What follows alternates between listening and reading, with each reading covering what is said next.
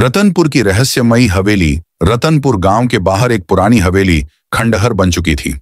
गांव के लोग कहते थे कि वहां से रात में रोने और हंसने की आवाजें आती हैं। कोई भी उसकी तरफ जाने की हिम्मत नहीं करता था।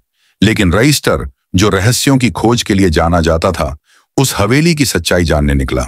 जैसे ही रजिस्टर ने हवेली का दरवाजा खोला, भीतर ठंडी हवाएं चलने लगीं।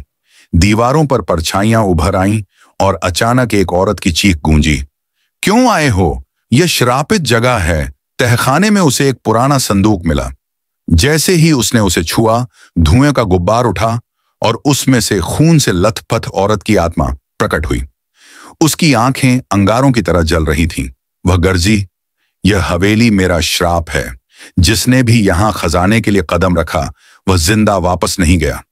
रजिस्टर ने हिम्मत दिखाते हुए कहा, मैं लालच के लिए नहीं आया, मैं सच्चाई जानने आया हूं।